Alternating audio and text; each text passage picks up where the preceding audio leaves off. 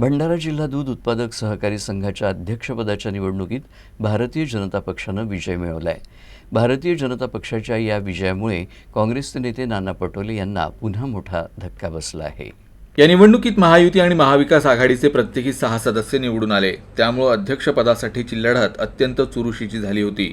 अध्यक्षपदासाठी सोमवारी मतदान झालं। निकाल बुधवारी जाहीर झाला। भाजप समर्थित उमेदवार विलास काटेखाये यांना 6 मतं मिळाली, तर महाविकास आघाडीला फक्त 5 मतं मिळाली।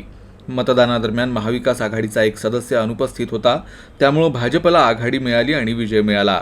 यापूर्वी भंडारा जिल्हा बँकेच्या निवडणुकीत भाजपनं नाना पटोले यांच्या नेतृत्वाखालील पॅनलचा पराभव केला होता। आता दूध संघातही पराभव झाल्यानं नाना पटोले यांच्या प्रभाव क्षेत्रात भाजपची पकड अधिक मजबूत होताना दिसते आहे।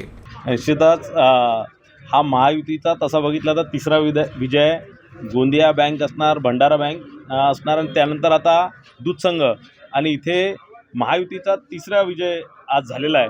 फार आनंदी आहे आणि आमचे सगळे कार्यकर्ते, महायुतीचे सर्व कार्यकर्ते असतील, सर्व आमचे दूध संघाचे सगळे संचालक असतील, दूध संघाचे सर्व सदस्य असतील, सगळ्यांचा हा विजय आहे। निश्चितच पुढचे 5 वर्ष चांगल्यारीत्या हा दूध संघ चालून जो डबघाईस गेलेला जो दूध संघ आहे तो कुठेतरी पुढे नेण्याचं काम आता आमचे नवीन अध्यक्ष विलासभाऊ काटेखाये करतील।